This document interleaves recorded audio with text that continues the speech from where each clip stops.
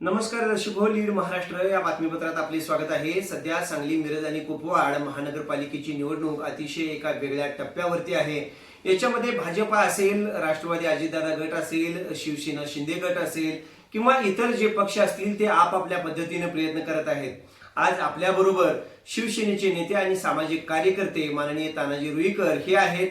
तानाजी रुईकर यांना आपण विचारतोय की वार्ड नंबर 4 असेल किंवा इतर प्रभागामध्ये शिवसेनेची ताकद कशी आहे आणि शिवसेनेला वाढता पाठिंबा कसा मिळत आहे ते। साहेब नमस्कार।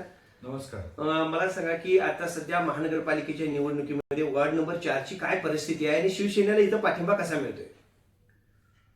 सांगली, मिरज आणि कुपवाड महानगरपालिकेच्या 2025-26 ची प्रक्रिया पूर्ण सुरू आहे। वार्ड क्रमांक 4 मध्ये तर आमचं पॅनल लागलेलंच आहे, पण महापालिका क्षेत्रामध्ये शिवसेनेच्या वतीने जवळपास 60 ते 65 उमेदवार म्हणजे 78 जागांसाठी निवडणूक सुरू असताना फक्त शिंदे गटाचे 60 ते 65 उमेदवार आम्ही उभे केलेले आहेत। याचं कारण असं की राज्यात आणि केंद्रात एकत्र असलेले शिवसेना, शिंदे गट आणि अजितदादा पवार राष्ट्रवादी हे तिथे जरी एकत्र असले तर इथल्या स्थानिक नेत्यांच्या कुरघोडीमुळं इथं एकमेकाच्या समोर सत्ताधारीच उभे आहेत हे चित्र आपल्याला दिसेल। या वरिष्ठ लोकांच्या वरच्या लोकांच्या नेत्यांच्यामुळं या ठिकाणी अशी परिस्थिती निर्माण झालेली आहे। एकंदरीत वार्ड नंबर 4 चा जर विचार केला तर आपले वार्ड नंबर 4 मधील उमेदवार आणि त्यांना मिळणारा पाठिंबा कसा आहे? एकंदरीत जर वार्ड क्रमांक 4 चा जर आपण विचार केला तर मागचे जे निवडून आलेले जे उमेदवार होते त्या उमेदवारांच्या पैकी एखादा नेता मी शट्टू ठोकून मी सांगेल तो दगड जरी उभा केला तरी मी निवडून आणायची ताकद माझ्यात आहे अशी सुपारी घेतलेल्या काही लोकांनी जाणीवपूर्वक एकमेकाची राजकीय घराणी सांभाळण्यासाठी किंवा राजकीय आपापल्या पोळ्या भाजून घेण्यासाठी मक्तेदारी पद्धतीनं वार्ड वाटून घेतलेले आहेत मिरजेतले। असं म्हटलं तर काय वावगं ठरणार नाही आणि जनता या मतदारांनी या पद्धतीनं निवडणूक प्रक्रियेमध्ये यांना चांगलंच उत्तर देईल यात मला शंका नाही। मग हे प्रस्थापितांचे जे गड आहेत हे शिवसेना यावेळेला उद्ध्वस्त करेल का?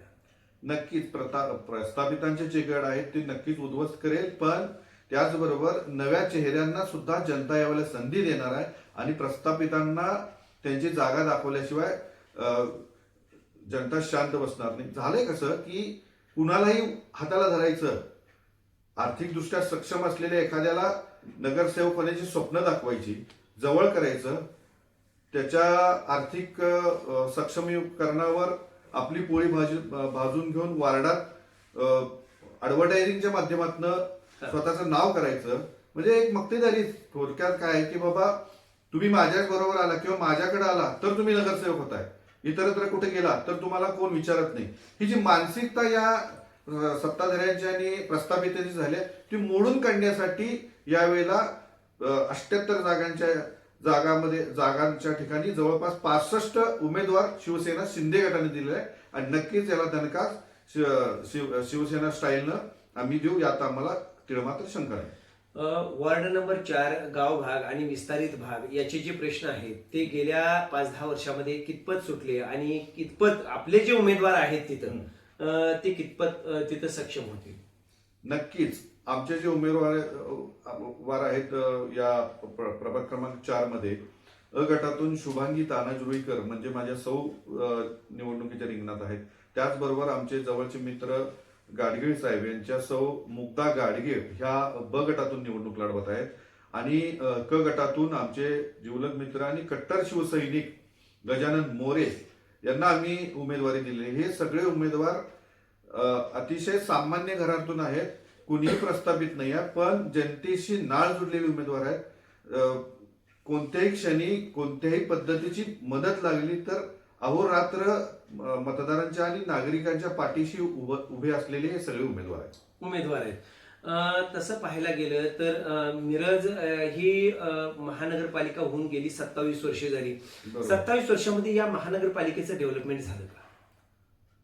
महानगरपालिका होऊन आज 27 वर्ष झाली, पण हे जे महापालिकेचं छोटस बाळ आहे, ह्याला कुठं पोलिओ सदृश्य बाळ जसं असतं, म्हणजे रोगराई ग्रस्त जे बाळ असतं, अशीच अवस्था महापालिकेची आज आहे. 27 वर्ष होऊन देखील त्याला महानगरपालिका न म्हणता एक मोठ्या स्वरूपाचं खेडच म्हणलं तर काय वावगं ठरणार नाही. अवघड ठरणार नाही.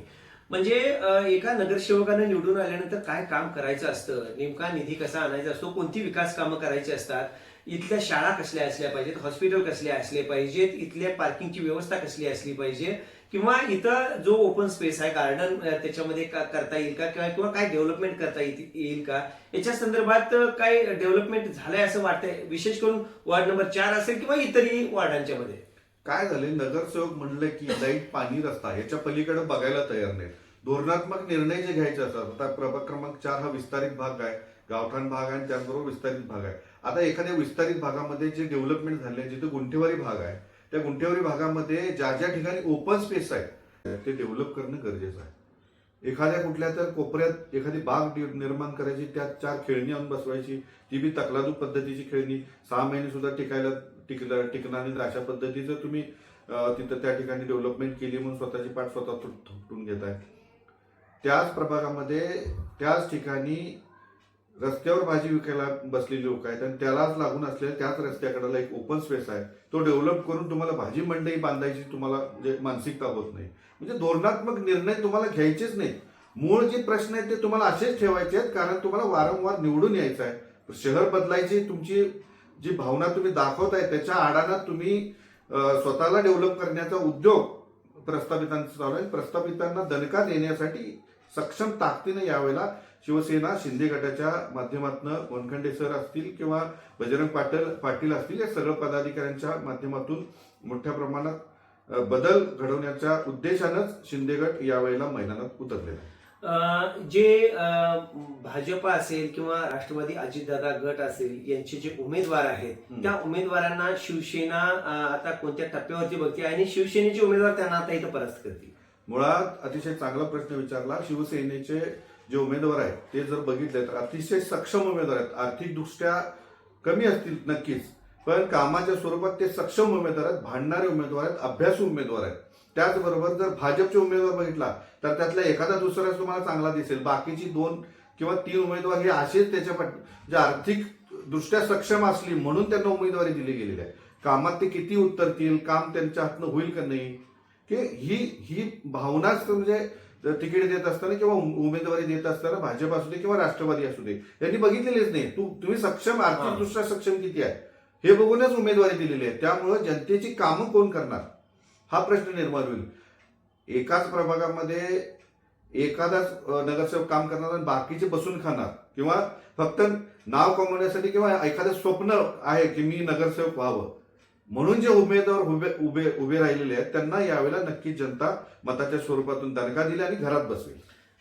तुम्ही वॉर्ड क्रमांक 4 मधील नागरिकांना काय आवाहन कराल की बाबा शिवसेनेला तुम्ही मतदान केलं पाहिजे, याच्यासाठी काय आव्हान असेल? नक्कीच आपल्या माध्यमातून मी सर्व नागरिकांना, मतदारांना एक आवाहन करू इच्छितो की शिवसेना शिंदे गटाचे जे उमेदवार आहेत ते सक्षम उमेदवार आहेत, कोणत्याही अडचणीला धावून येणारे उमेदवार आहेत. खऱ्या अर्थानं महापालिकेमध्ये जो भ्रष्टाचार चालू आहे तो थांबवण्यासाठी सक्षम असे उमेदवार शिंदे गटाकडून दिलेले आहेत. त्यामुळे कोणत्याही आमिषाला बळी न पडता, विरोधकांच्या कुठल्याही भूलथापांना किंवा कोणत्याही आमिषाला बळी न पडता आपण शिवसेनेच्या 3 उमेदवारांना भरघोस मताने निवडून द्यावं आणि पैशाचा माज दाखवणाऱ्यांना आणि पैशाच्या जीवावर तुमची मतं विकत घेऊ पाहणाऱ्यांना तुम्ही घरी बसवावं असं आवाहन करून विनंती देखील करतो. या ठिकाणी आमच्या शिवसेनेच्या वतीनं अ गटातून शुभांगी तानाजी रुईकर या उभ्या आहेत. त्यांचं निवडणूक चिन्ह धनुष्यबाण आहे. त्या बॅलेट पेपरवर 2 नंबरला आहेत. अ गटातून त्यांचा बॅलेट पेपरचा कलर हा शुभ्र पांढरा आहे. त्याचबरोबर ब गटातून 4 ब गटातून मुग्धा गाडगीळ या आमच्या उमेदवार आहेत. त्यांचं निवडणूक चिन्ह धनुष्यबाण आहे. त्या बॅलेट पेपरवर गुलाबी रंगाच्या याच्यामध्ये अनुक्रमांक 1 ला आहेत. त्याचबरोबर